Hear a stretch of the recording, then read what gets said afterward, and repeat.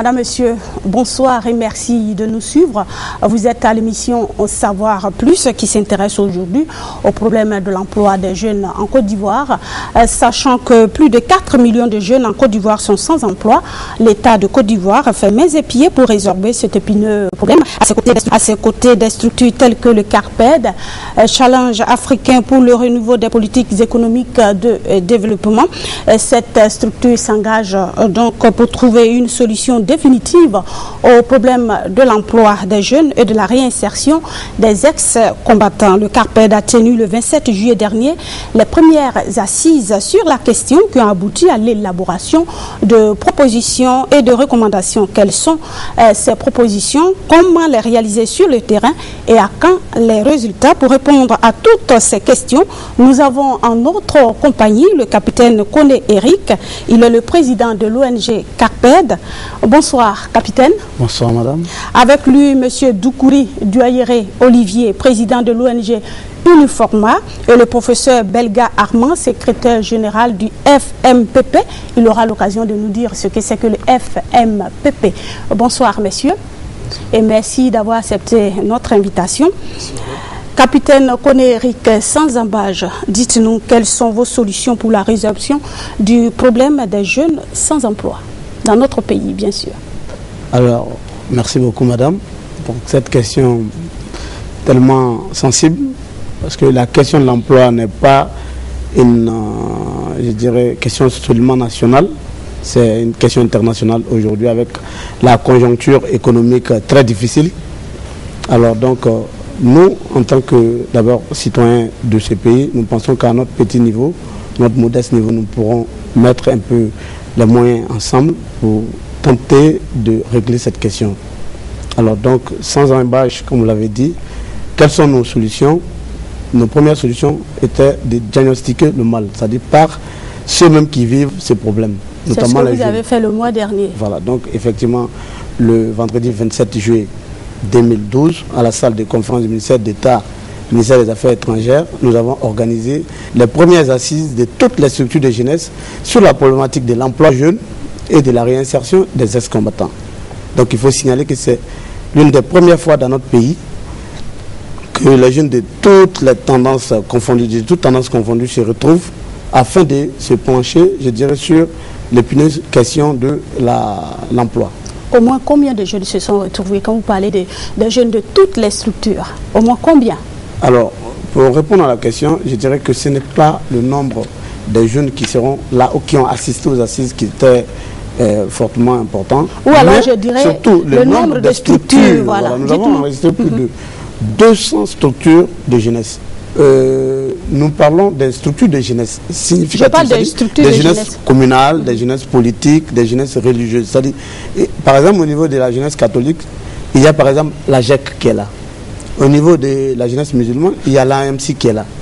Il y a par exemple au niveau des jeunesses politiques, le RGR qui est là. Je m'excuse. Il y a par exemple le COGEP qui était là. Il y a par exemple, je dirais, la JMFA qui était là.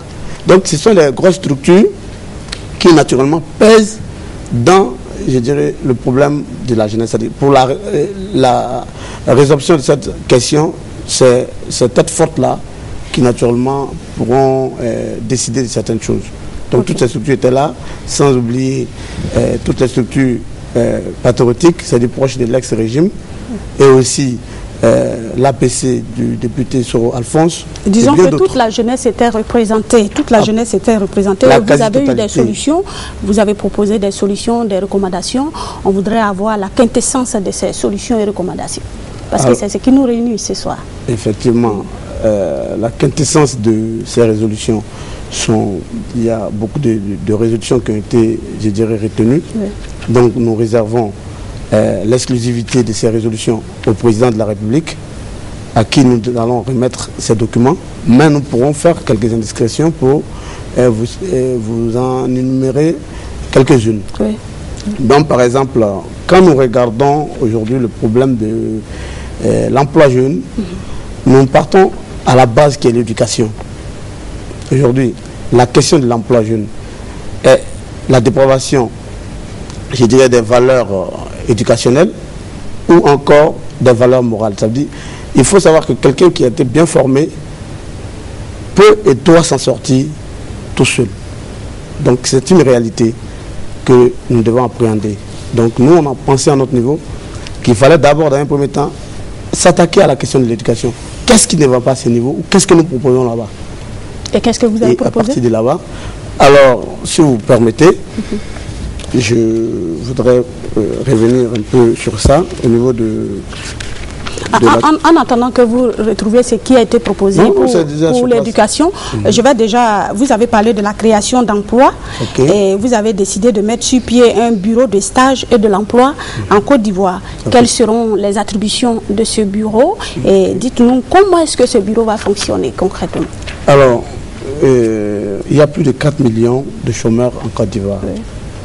Alors, dans un environnement de recherche difficile d'emploi, où très souvent les jeunes sont livrés à eux-mêmes, précisément la jeunesse féminine qui très souvent subit, je dirais, les pressions de certains patrons véreux, nous avons estimé qu'il était urgent pour les jeunes eux-mêmes d'avoir une cellule de recherche d'emploi ou de placement des stages. Ce qui veut dire que nous allons tout réglementer de sorte à ce qu'il y ait une seule structure vers qui les jeunes se dirigeront avec leur demande de stage et leur demande d'emploi. Donc, c'est, je dirais, le poste de contrôle qui a été mis en place, c'est-à-dire la cellule opérationnelle, c'est-à-dire qui est chargée de, naturellement, suivre, je dirais, la mise en place de ce bureau-là. Désormais, tout jeune qui aspire à avoir un emploi devrait s'adresser à ce bureau des stages et de l'emploi. C'est ce que vous nous dites. Alors, c'est ce que les jeunes ont proposé. Ce n'est pas le capitaine, président du CAPET. Non, quand je dis vous, oui, je vais dire tout l'ensemble. Hein, voilà, effectivement, les jeunes ont estimé qu'il était urgent de créer cette structure, quitte à ce que cette structure collabore avec les structures étatiques, mais qu'il y ait une homogénéité au niveau de la question de la recherche d'emploi dans notre pays. Nous allons revenir à vous tout à l'heure, capitaine Eric. Monsieur Doukouri Douaire Olivier, vous qui êtes le président de l'ONG Uniforma, qui donnait une qualification aux jeunes sans emploi ou bien aux jeunes déscolarisés, ceux qui n'ont pas un grand niveau. Dites-nous, quelle a été votre contribution? Parce que vous avez participé certainement à ces assises-là. Effectivement, je voudrais vous dire merci d'abord pour l'occasion que vous nous donnez.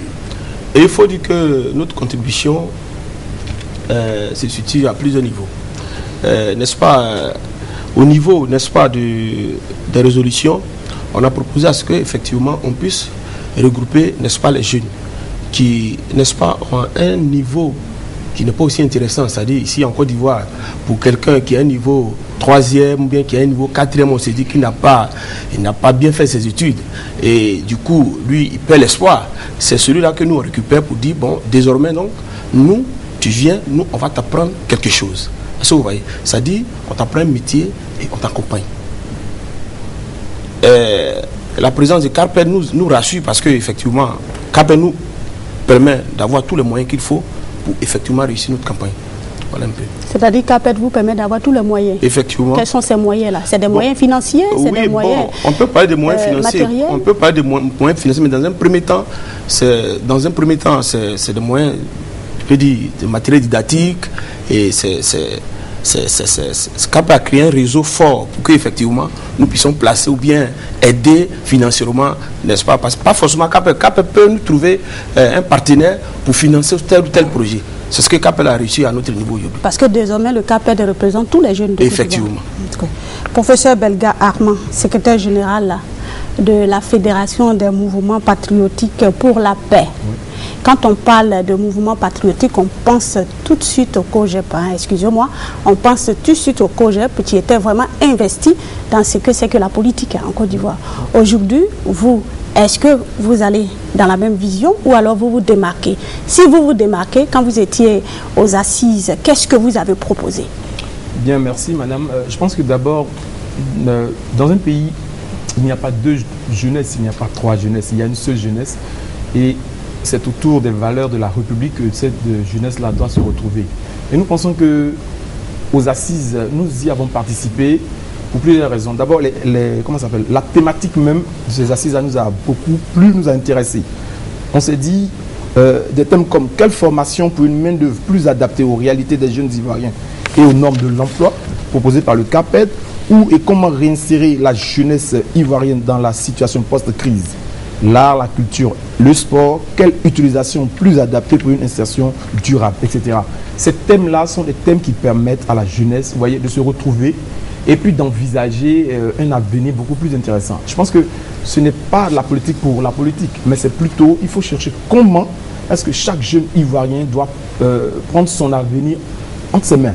Et je pense qu'il n'y a rien de plus intéressant que l'emploi qui te permet d'abord d'être indépendant, d'être libre. Donc on ne fait pas de la politique pour en faire, mais il faut se fixer des objectifs. Donc ce n'est pas de la politique politicienne, mais c'est plutôt que l'ONG CAPED nous a permis vraiment de voir qu'il faut qu'on se rassemble en tant que jeunes, de tous bords, de toute sensibilité, de tout. Il faut qu'on apprenne à aimer les valeurs de la République au niveau du travail, autour du travail. Donc je pense que le CAPED est bienvenu pour aider donc cette jeunesse-là à se fédérer. Voilà pourquoi nous avons participé à ces assises-là surtout, pour aider la jeunesse post-crise. Merci. Ouais. Capitaine Koné Eric, nous revenons à vous. Vous êtes l'invité principal parce que c'est vous qui avez initié tout ce rassemblement pour trouver une solution au problème de l'emploi. Vous parlez aussi de la réinsertion des ex-combattants et nous savons que beaucoup est fait dans ce sens-là, surtout par l'État de Côte d'Ivoire. Aujourd'hui, vous avez décidé aussi de faire quelque chose pour la réinsertion des ex-combattants. Que proposez-vous? Alors, je dirais simplement que ce que nous avons toujours souhaité depuis 2011 était la prise en compte des propositions des jeunes eux-mêmes. Parce que bien des fois, on déploie assez d'efforts, or on a souvent besoin d'un peu à ce niveau-là. Donc, nous, aujourd'hui, d'abord, nous saluons l'idée de la création de l'autorité du président, c'est-à-dire au niveau de la question de réinsertion. Et nous disons que nos résolutions seront remises à cette autorité aussi en ce qui concerne la réinsertion. Donc ce que nous proposons est très simple. Et nous proposons la création d'une cellule d'orientation et de montage de projets pour les jeunes. Ça veut dire quoi? Les jeunes qui sont les ex-combattants avaient bien avant, des qualifications. Ils avaient bien avant touché à quelque chose et bien d'autres choses. Donc nous estimons que, pour ne pas que tout le monde pense qu'ils pourront être éligibles, je dirais, aux forces républicaines de Côte d'Ivoire, parce que l'armée d'un pays est fonction de son économie, de son PIB. Alors donc, nous pensons qu'il serait intéressant de dire, par exemple, nous avons pu mettre, par exemple, 10 jeunes par corps de métier ensemble. Donc, nous transmettons le dossier, par exemple, à l'autorité qui sera là, qui peut naturellement accélérer cette réinsertion-là. C'est-à-dire, si vous avez 10 jeunes réunis dans un corps de métier et qu'on a 100 jeunes comme ça, on a eu à faire 300 groupes de jeunes, de 10 personnes, ça vous fait 3000 jeunes. Et je vous assure que les jeunes ont chacun des formations. C'est-à-dire, avant, ils faisaient quelque chose. Alors donc, il serait très intéressant d'aller très vite à la création de cette cellule qui... Excusez-moi, la cellule existe déjà ou Non, la cellule a été proposée par les ex-combattants qui étaient dans leur commission. C'est-à-dire, il faut que cette cellule soit l'interface entre les jeunes et l'autorité qui a été créée par le président, dont nous saluons même déjà l'idée de la création de cette autorité-là. Okay. En quoi est-ce que vos propositions et recommandations diffèrent de celles que les autres font déjà sur le terrain en ce qui concerne le problème de l'emploi jeune? On sait que depuis belle lurette, on en parle, on cherche une solution au niveau du gouvernement. Les solutions on cherche des solutions, il y a des personnes de la société civile. Aujourd'hui, le CAPED arrive, il rassemble tous les jeunes, il fait des propositions et il fait des recommandations. En quoi est-ce que ces propositions sont-elles différentes de ce qui existait déjà sur le terrain? Ce qui existait, je ne comprends pas bien la question. Les structures de jeunesse qui existaient ou les structures étatiques? Je parle des structures étatiques, ce qu'elles font pour la résolution de ce problème. Et puis, indépendamment des structures étatiques, il y a aussi des ONG comme vous, il y a dans la société, des membres de la société civile aussi qui œuvrent dans ce sens. C'est toujours les mêmes propositions, la formation des jeunes, des scolarisés, la mise en place d'une cellule. Bon, on a l'impression que c'est une répétition. Alors, effectivement, pour la personne qui n'a pas perçu, je dirais, le caractère originel de ce que nous proposons, pourront peut-être penser effectivement qu'il y a une similitude entre ce qui a été fait et ce que nous on propose. Mais à la différence, tout ce qui a toujours été proposé a été taillé sur mesure. C'est-à-dire qu'on ne peut pas importer des propositions pour les jeunes de Côte d'Ivoire ou encore d'ailleurs. C'est-à-dire qu'il faut toujours impliquer les jeunes dans la recherche des solutions. Donc la différence aux autres structures, certes, nous ne sommes pas une structure étatique, dont nous n'avons même pas cette qualité. Nous essayons d'appuyer l'État, d'accompagner l'État, de faciliter le travail de l'État, donc nous ne pouvons pas nous substituer aux structures. Déjà, le fait d'avoir l'idée de proposer est très simple. Nous pensons que nous créons, je dirais, dans l'esprit même des jeunes, une volonté d'abord de se prendre en charge, parce que c'est ça qui diffère des autres. On fait croire très souvent qu'on peut aider les jeunes. Or, c'est la clé de voûte de la réussite d'un jeune est entre ses mains. Alors donc, voici un peu la particularité. Nous insistons sur l'importance pour la jeunesse elle-même, d'abord d'avoir confiance en elle-même et de compter rien que sur elle-même. Voilà un peu ce que Quel genre de métier ou de filière proposez-vous aux jeunes? Alors, on n'a pas pu commencer par l'éducation dont j'avais voulu parler. Donc on est rentré dans les... Nous allons revenir dessus. Voilà. Non, parce que ce que nous proposons, oui, c'est une chaîne. En fait, ce n'est pas des choses, je dirais, sporadiques comme ça, non. Sinon, on a déjà perçu votre idée. Voilà. Vous pensez que les jeunes doivent être ceux-là même qui détiennent la clé de leur emploi. Okay. Et pour cela, il faut les former. Voilà. Maintenant. Vous les formez, maintenant, vous proposez, vous leur donnez des pistes de solutions. Vous proposez des filières et des métiers, ou alors vous leur recommandez des filières et des métiers. Parlez-nous de ces filières et de ces métiers. Alors, je vous pose la question, excusez-moi, parce que le plus souvent, les jeunes ont tendance à croire que tout se trouve en ville. Alors qu'il y a des métiers dans les zones rurales où ils peuvent bien s'en sortir. Et je crois que dans vos recommandations, vous avez fait cas de cela. Et donc, je voudrais que vous ressortiez ça un peu. Alors, donc, comme je vais typiquement répondre à cette question, parce que nous allons revenir sur la question de l'éducation qui me tient beaucoup à cœur, je dirais que l'une des plus grandes résolutions était l'orientation de la jeunesse autour des initiatives agro-pastorales. Justement. Ça veut dire quoi? Ce n'est pas seulement les jeunes même des zones rurales, même les zones urbaines peuvent participer aux initiatives agro-pastorales. Parce que nous avons même de la forêt, même à Abidjan. Mais il faut penser à la mécanisation des initiatives agro-pastorales. Donc nous, par exemple, nous savons aujourd'hui qu'il y a plus de 32 régions dans notre pays. Donc pour participer, je dirais, à l'autosuffisance alimentaire, ce qui va contribuer à faire baisser, je dirais, le prix, la flambée des denrées de première nécessité, qui est une question d'offre et de la demande, parce qu'aujourd'hui on ne peut pas demander à la pauvre dame qui peut-être a eu des oignons à 200 de les vendre à 150. Ce que nous nous proposons, c'est d'orienter le maximum de jeunes autour des initiatives agro-pastorales. Si nous avons par région 5000 jeunes que nous pouvons orienter à faire par exemple la riziculture, à faire l'élevage des volailles, à faire l'aquaculture et la culture maraîchère, Madame Cora et moi, d'ici 1 ou 2 ans, vous verrez que nous parlons d'une autre chose dans notre pays. Donc, très fortement, nous pensons que nous pouvons être cette passerelle-là qui pourra convaincre ces jeunes-là sur l'étendue du territoire pour les orienter résolument vers les initiatives agro-pastorales, ce qui va nous aider très sérieusement. Professeur Belga Armand, vous qui êtes secrétaire général de la Fédération des mouvements patriotiques de paix, j'aime bien revenir sur ces thèmes parce qu'ils sont évocateurs. Est-ce que vous pensez que les jeunes qui sont affiliés à votre mouvement sont aujourd'hui prêts à retourner à la terre ou à faire l'élevage? Oui, je pense qu'on est toujours prêt à faire tout ce qui peut te rendre indépendant. C'est une question d'abord de formation, c'est une question de moyens, c'est surtout une question d'orientation par rapport à ce que tu as comme formation. Si tu n'as pas de formation, qu'est-ce que tu peux faire? Je pense que c'est d'abord que le jeune aujourd'hui doit prendre conscience que son avenir ne se trouve pas toujours derrière les hommes politiques. Il faut vraiment redescendre dans la vallée et puis retrousser les manches et se dire, attends, j'ai de la terre au village, j'ai un espace ici, comment le mettre en valeur? Et je pense qu'il n'y a pas, comme je l'ai dit tout à l'heure, il n'y a pas de jeunesse.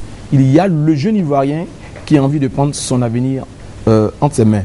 Donc faire la culture maraîchère, faire par exemple culture maraîchère, l'aquaculture, la volaille par exemple, tout ça c'est un problème d'espace. Si dans ma région j'ai de l'espace où je propose ça au CARPED et le CARPED, ensemble on cherche les moyens. Comment faire pour que ces espaces-là puissent être mis en valeur? Donc, il n'y a pas de jeunesse politique loin de ces choses. Non, c'est surtout d'emmener tout le monde à se dire que on a beaucoup de potentialité en Côte d'Ivoire. On a beaucoup d'intelligence, on a beaucoup à faire. Donc, mettons-nous au service, par exemple, d'une ONG qui nous permet d'avoir ces perspectives. C'est ce que je pouvais dire sur cette question.